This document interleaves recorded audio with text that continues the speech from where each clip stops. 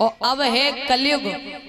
कोई लड़का यदि लड़की से रास्ता भी पूछने लगे तो पूरे गांव में बातें फैल जाती हैं कि फलाने की बिटिया पता नहीं कौन से लड़का से बातें कर रही है। क्योंकि दादा ये है कलयुग। कितना बदल गया इंसान। लोग कहते हैं कि जमाना बदल गया, जमाना वही है, जमाने में रहने वाले लोग बदल गए, उनकी मानसिकता बदल गई। कितना बदल गया इंसान। चंदा न बदला, सूरज न बदला, न बदला जमीन आसमान, ये कितना बदल गया इंसान।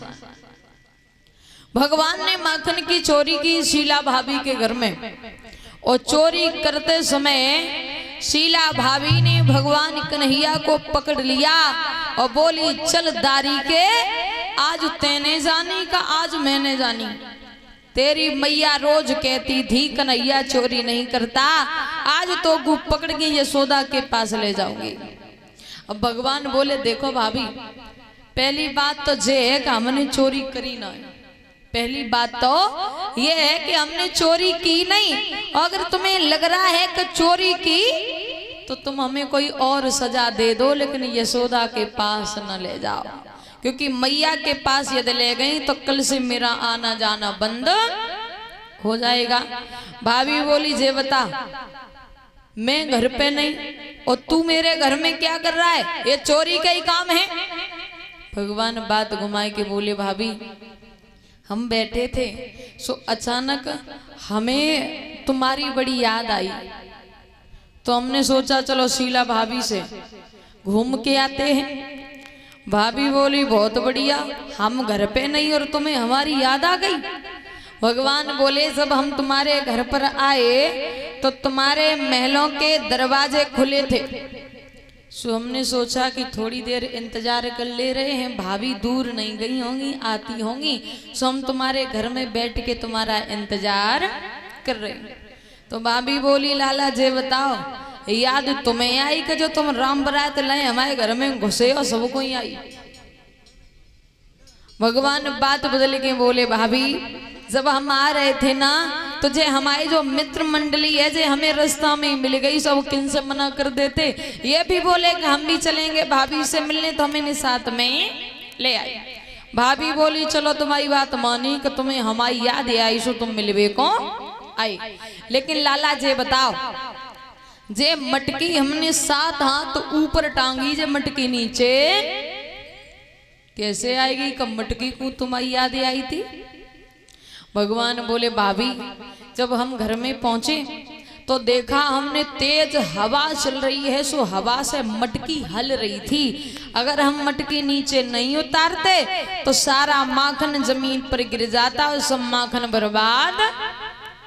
भाभी बोली, लाला हमारे घर में भूकंप हुआ और ब्रज में कहूँ हवा न चली।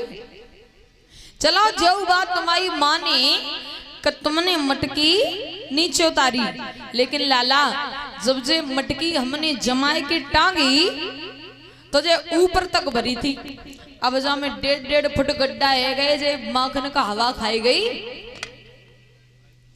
भगवान बोले, आज तो जे पक्का पकड़वे पे बैठी है, ऐसे सवाल कर रही है जैसे सच में डकैती डारी मैंने। भगवान बोले, भाभी जब हमने मटकी नीचे उतारी तो हमने देखा मटकी में बहुत चींटियां लगी हैं, हमें लग रहा है कि माखन चींटियां खाई गई। भाभी बोली, चींटियां खाई गई? कोई चींटा खाएगा? इतने बड़े पेट चींटियन के जो इतनो माखन खाई गई। अजय छोड़ो, तुम्हारे हाथ माखन से लिसे हैं, तुम्हारे हाथ बता रहे हैं कचूदार में कालो है, जे हाथ पर माखन कहां से आयो? भगवान बोले, आज तो फंस गए चक्कर में। फिर बात बदल के बोले, भाभी हमने देखा कि सब माखन चींटियां ही खाए जा रही, सो हमने हाथन से चींटियां बाहर निकाली। भाभी बोली, हाथन तो निकाली कि मोतू निकाली? क्यों? मुंह पर भी माखन लगा है, ये माखन मुंह पर कैसे आ गया? भगवान बोले, हमने माखन खाओ ना है। भाभी बोली, हमने कहियो ना है कि तुमने माखन खाओ, लेकिन लाला जे माखन आओ तो आओ कहां से? भगवान बोले, भाभी जब हमने हाथन से चीटियां निकाली तो हमारे हाथ पे माखन लग गो और बाई समय हमारे मुंह पे खुजली मची, सो हाथन से खुजली खुज आई, सो हाथ वालो ही माखन मुंह पे। भाभी बोली लाला कितनी बात बना लो, आज तुम छोड़ने वाले हम नहीं हैं। भगवान को हाथ पकड़ के वो सखी चली कहाँ, नंद रानी के पास। अरे पकड़ी कलाई बनवारी की, पकड़ी कलाई बनवारी की, लेके ग्वालिन संग चली, पकड़ कलाई बनवारी की।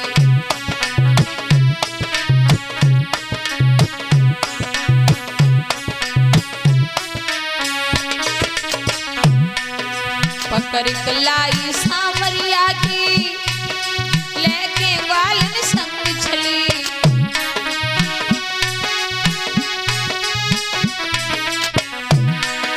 बनवारी फिर हंस के बोले, बनवारी फिर हंस के बोले, छोड़ दे मोको गोकुलली, पकड़ कलाई श्याम सुंदर की।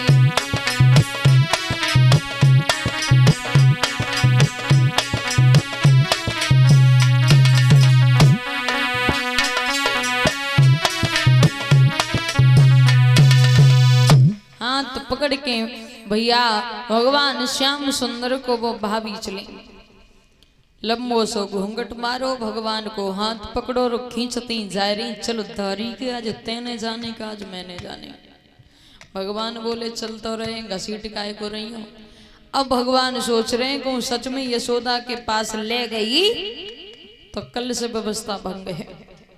सो आगे को बढ़े, देखा है रास्ते में उसी सखी का पति आ रहा है। अब पति का जो सीधे साधे रहे, सो भगवान ने आंखों आंखों में सारा किया, बोले भैया इधर आओ। सो पति पास में पहुंचे, बोले बात नहीं करना। इशारे इशारे में भगवान बोले माखन खाओगे? पति बोले हाँ हाँ। बोले तो इनके संग चले जाओ। जे कौन है? बोले सखी है ब्रज की, हमें जबरदस्ती माखन खिलवाए को ले जा रहे और हमारी बिल्कुल इच्छा ना है। सो हम तुम्हें बड़ो प्रेम करते हैं, तो हमने सोचे कि हम अपने बलदे तुम्हें माखन आज खवाए दें।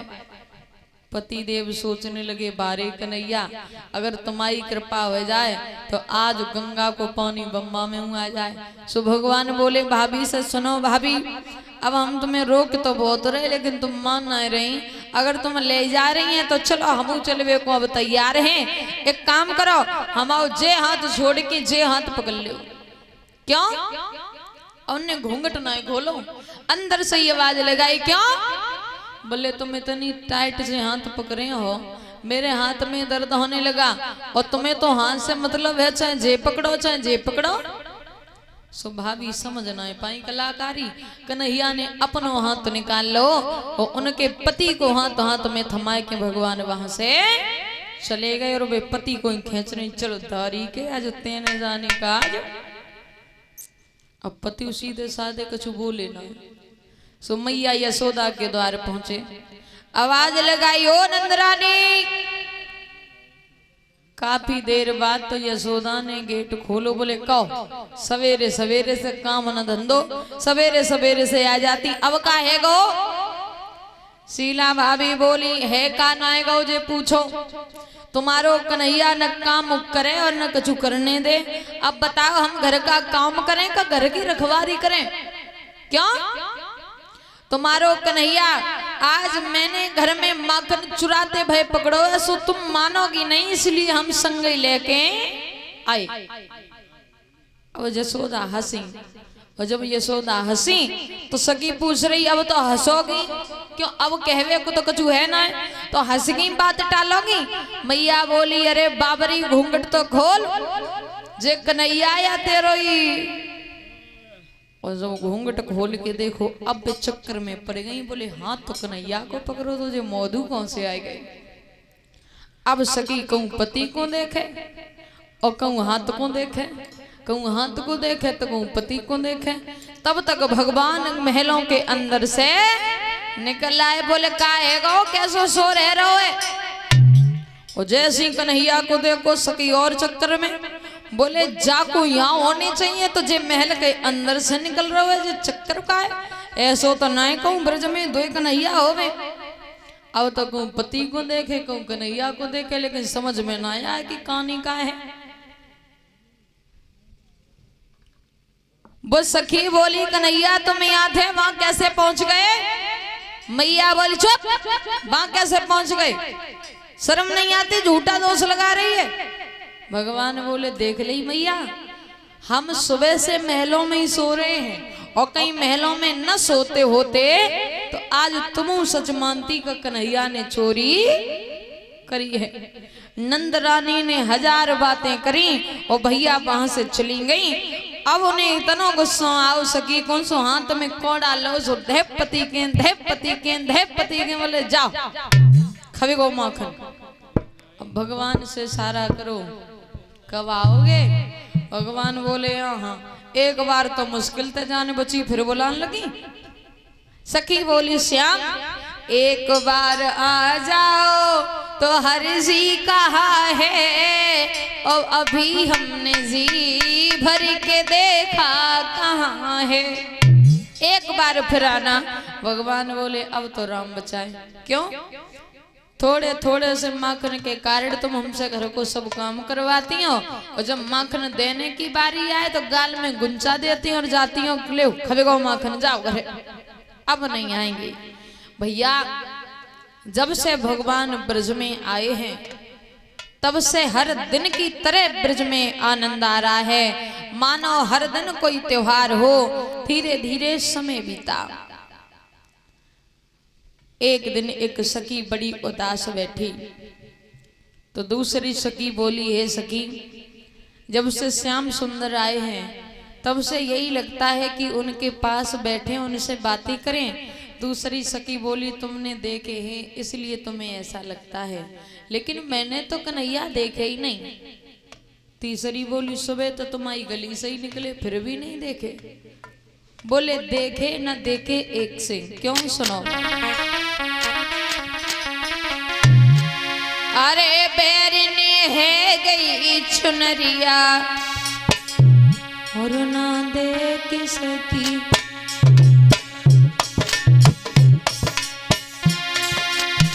बैरने हुई गई चुनरिया ना देख सकी।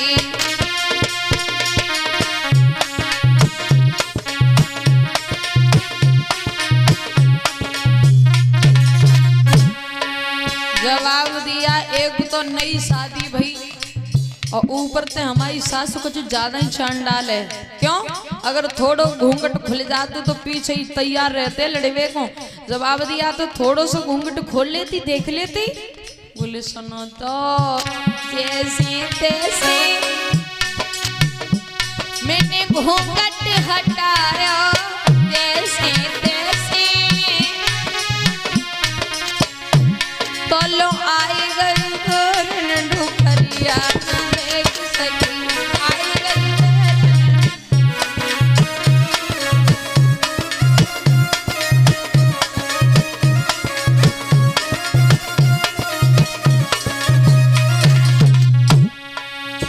बोले जब तक घूंघट खोलो तब तक सासु पीछे ही ठाड़ी।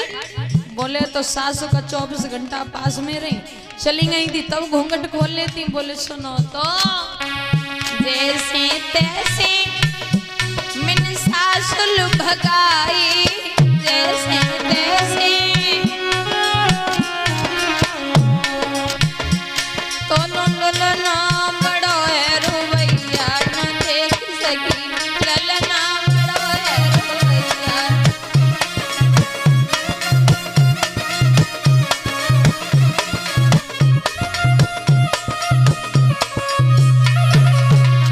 बोले जैसे तैसे सास को बहलाओ। कब तक हमारी ननद आई गई यहीं सोने के बच्चा रोने लगे। बोले शांत करा देती। बोले सुनो ना जैसे तैसे मैंने ललना छुपाए जैसे तैसे दोनों द्वार की लुढ़क गई थी वरिया न देख सकी, द्वार की लुढ़क गई थी।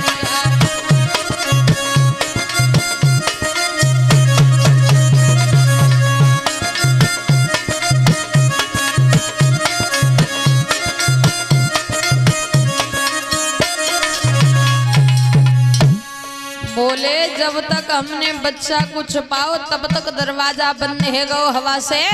बोले तो 4 कदम बढ़े जाती दरवाजा खोल लेती। बोले सब कछु करो लेकिन तो भगवान के दर्शन। बोले वो कैसे? बोले सुनो। जैसे तैसे मैंने की बढ़िया खोली, जैसे तैसे भैया तो लहू कढ़ी गए श्याम समरिया न देख सकी, कढ़ी गए श्याम समरिया।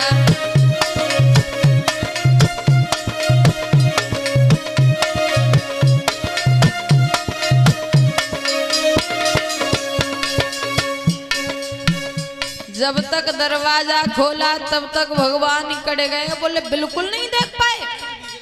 बोले देखे ना देखे एक जैसे। क्यों? केवल पीठ मैंने देखी कन्हैया की, केवल पीठ। लेकिन मुख पे पड़ी ना नजरिया ना देख सकी, मुख पे गई ना नजरिया।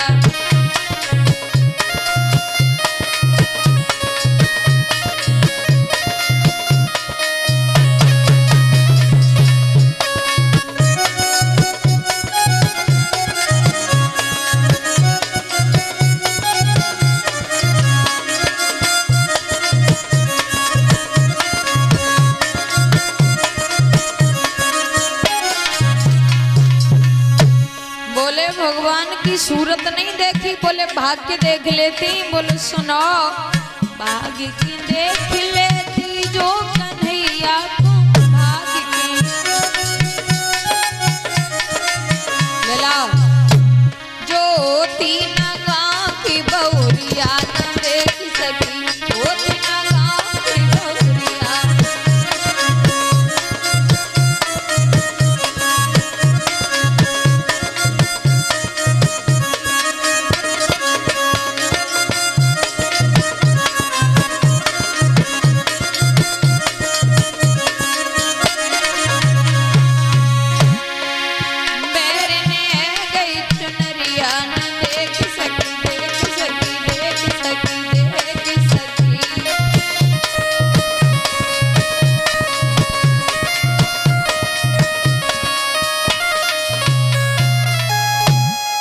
दादा इधर भगवान धीरे धीरे बाल लीलाएं कर रहे हैं। एक दिन राजा कंस की सभा लगी है, जहां बड़े बड़े योद्धा बैठे हैं सभा में। उसी सभा में देवर्षि नारद का आगमन हुआ। नारद ने जब कंस को देखा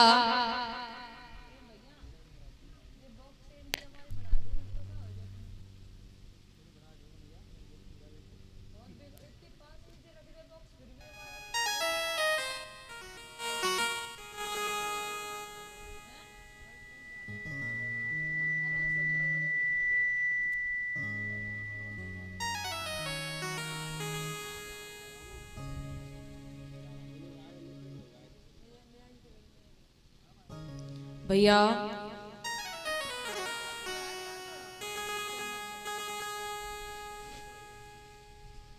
तो देवर्षि नारद पूछ रहे हैं राजा कंस से कि हे कंस क्या बात है।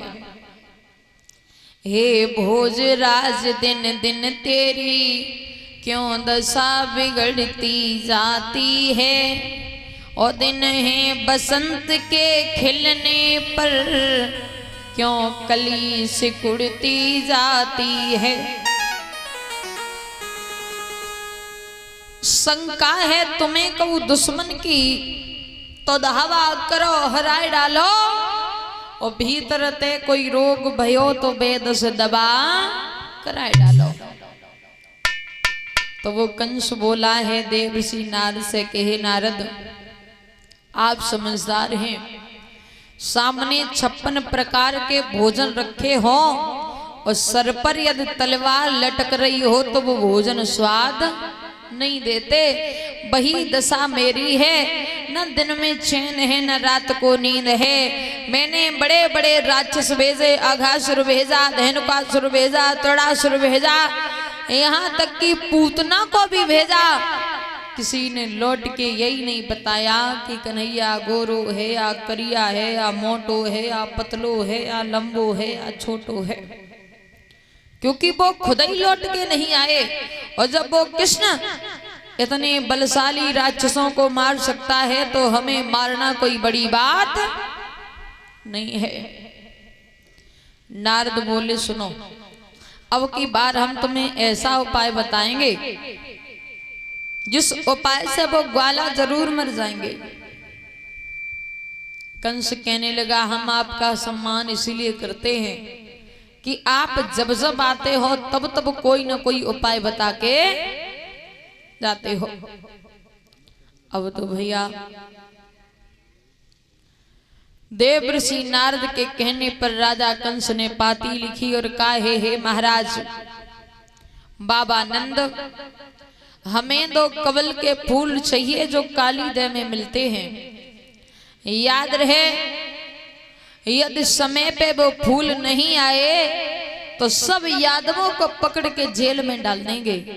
और कहा, कंस तुम्हें पता है काली दह में गए तो काली दह का पानी इतना विषीला है, यदि नाखून पर लग जाए तो आदमी की जिंदगी खत्म हो जाए।